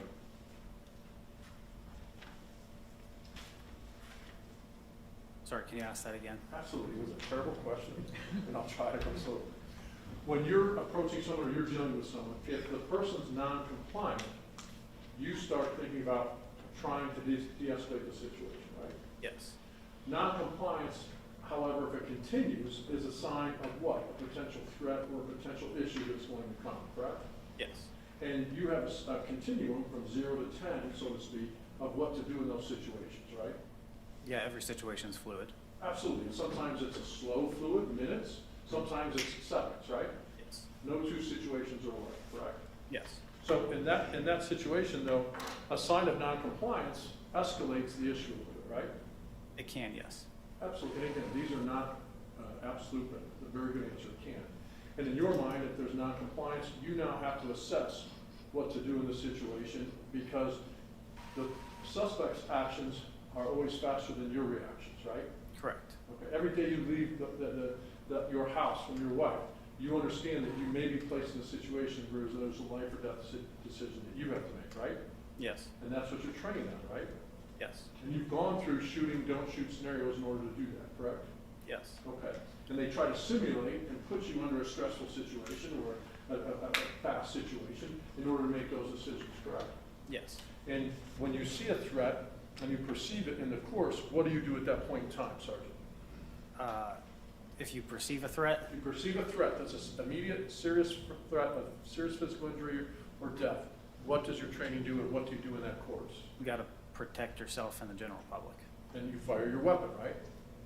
If it's a deadly force situation, yes. Absolutely. So hypothetically, when you go through that course, that's what you're trying to discern when you're going through, right? Yes. And if you perceive a deadly threat, you fire your weapon. And how long are you supposed to fire your weapons at? To stop the threat. To stop the threat. In your mind, you're not trying to injure the person. You're not trying to harm them. You're trained to shoot at center mass and stop the threat, right? Yes. To the best of your ability. Yes. Based on what you perceived. Yes. And in your experience in training, Sergeant, you of course you understand that a car can be a deadly weapon against a police officer, right? Yes. You guys are actually trained on the pitfalls in terms of dealing with cars, and actually that's the number one cause of injuries and officers is cars, correct? Yes. It's not guns, it's not knives used against officers, it's vehicles, correct? Yes. And someone going at an officer, even if they don't hit him, that could be a felonious assault against an officer, correct? Yes, depending on the circumstance. Absolutely. And if someone hits that person, that could be another type of felonious assault on a police officer, correct? Yeah. And that's a serious offense. It's a felony of the first degree in Ohio, right? Yes.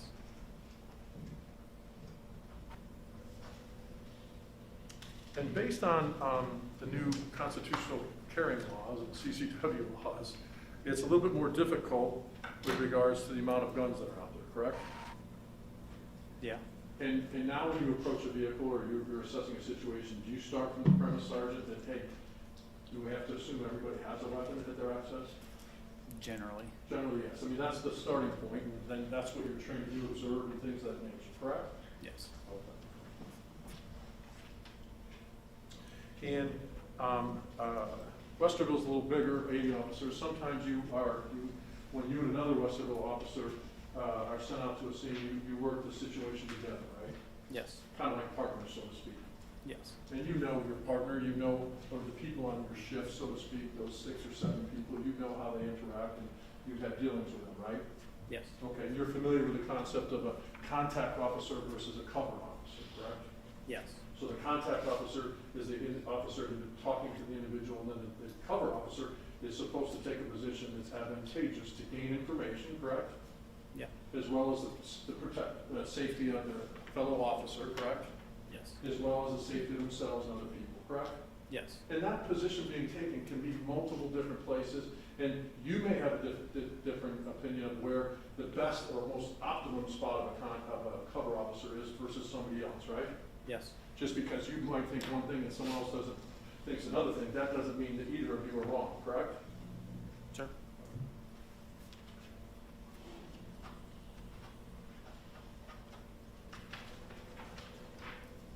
And also, may I have a moment here? You may.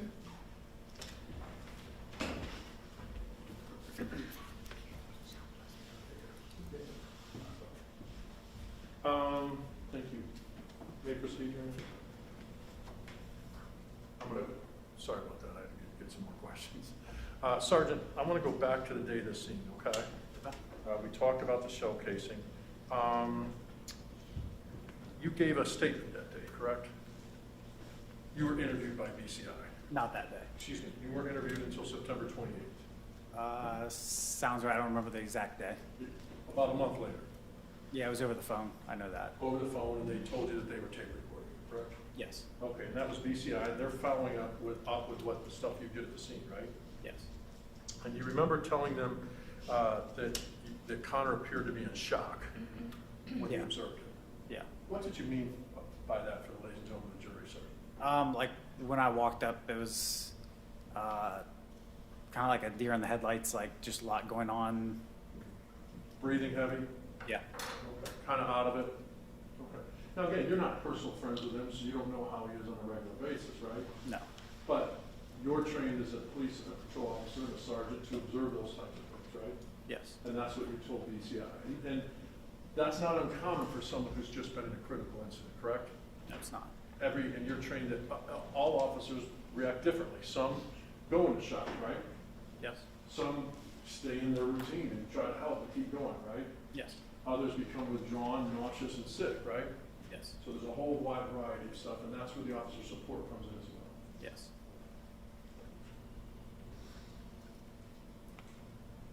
And then, so the medic that you sent from the fire department to visit him, that person would have then interacted with Connor and then given a report back to the fire department, correct? For wherever they give it to. Probably. I don't know how they do the reports. Okay, okay. Sergeant, I appreciate your time and thank you for being here. Any redirect? Yes, Your Honor.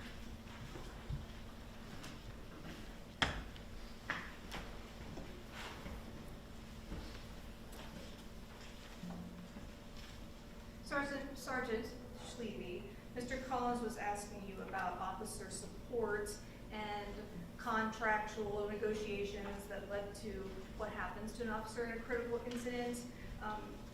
Is that something that the FOP has been involved in for you officers? Like the contract negotiation to provide officer support? I'm not sure if I understand what you're asking. All right, let me ask a better question then. Are you a member of the FOP? Yes, Okay, and do all police officers have to be members of the FOP? they don't have to be. Okay. In your experience, are most officers members of the FOP? Yes.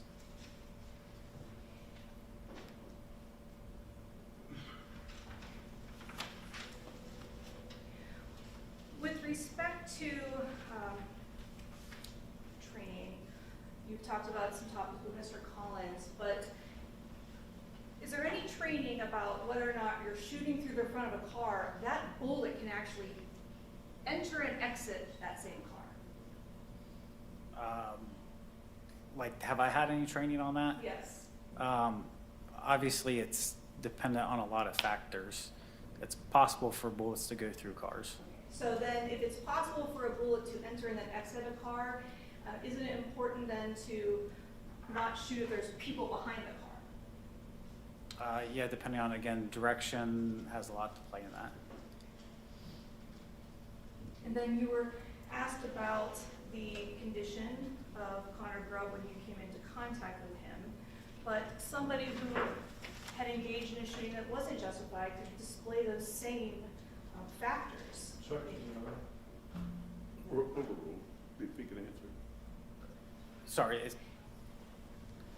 You described what you saw with Connor Grubb, with being in shock yes. and breathing heavy, but those symptoms could still be in place for somebody even if it was not a justified shooting. Yeah, anyone that went through a critical incident could go through that. And then with respect to the questions about a car being a deadly weapon, does it make sense then to step in front of that deadly weapon?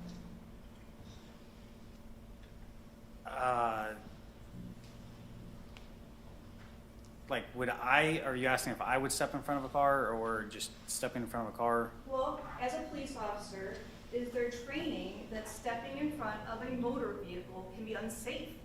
It can be, in certain And- circumstances, yes. And does the body of a police officer, by stepping in front of a motor vehicle, is that going to stop the car? No.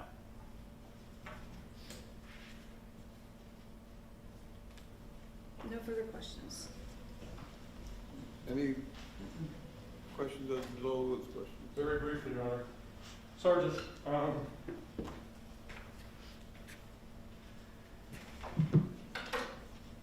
officer presence is sometimes a deterrent, correct?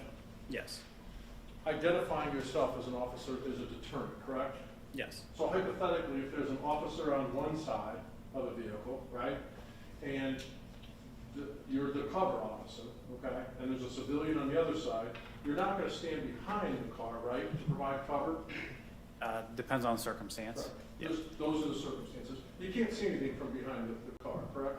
No. Okay, so if a car is stationary and you put yourself in front of the vehicle, that could be appropriate in some circumstances, right? Possibly, yes. The car's not moving, identifying yourself as an officer in front of the vehicle, get out of the car, is officer presence, right? Yes. So you know what a crossfire is, right? Yes. So if you were going to help a fellow officer, you wouldn't stand right next to the officer at the window, right? No. You wouldn't stand on the other side potentially in some circumstances, or if there's a civilian there, because of a crossfire, right? Correct. So the position that the best suited to provide cover and be able to observe things might be in front of the vehicle, correct? Depending on the situation. Situation, yes. Especially a stationary vehicle, correct? Yes. Hey, you can't go anywhere, right? Hypothetically, the other person saying, get out of the car, get out of the car. That could be a solution, correct? Possibly. Possibly, yes. Okay. Now, the prosecutor asked you about ricochet or something like that, or, you know, it could go through the vehicle, right? Mm-hmm. If you perceived a deadly threat and you had 1.3 seconds to respond, are you thinking about, hey, this might go through the vehicle? Or are you going to base it on your training and your perception of the deadly threat and the immediate threat of serious physical injury? Are you going to fire the weapon or not fire the weapon because, oh, this could go through the vehicle? You're going to respond to the threat at hand. You're going to respond to the threat at hand and discharge your weapon, correct, Sergeant? Yes. Thank you so much, sir. All right, you can step down. Does council want to approach? Let the.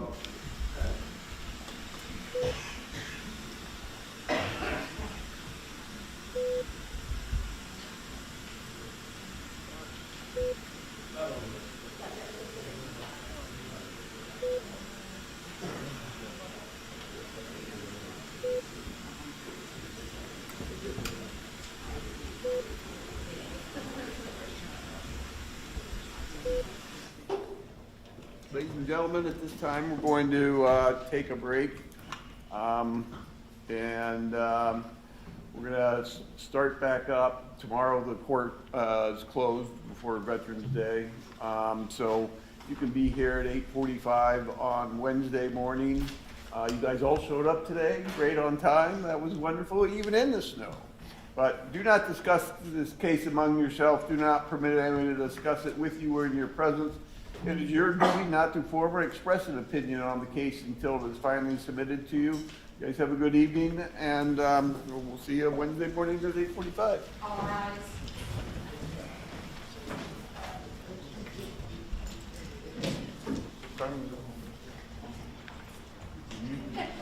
Real time in the morning, do I say, get out of it, or, like, do I close it now, or? Yeah, and I can do that if you want me to share that. And then I'll just start. Go ahead and put that. Disconnect? Yeah, no, I just have this little X up here. Oh, really? Here, you take a look at it.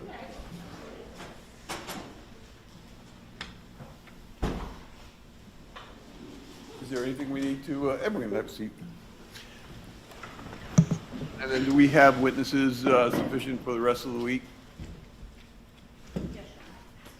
Are you going to have one of your witnesses out of order on Yeah. Thursday? Yeah, if you guys would just let us know what time you want him to be testifying, whether it's morning, afternoon, and then if you could send us, we appreciate the grouping that you might call on Wednesday too.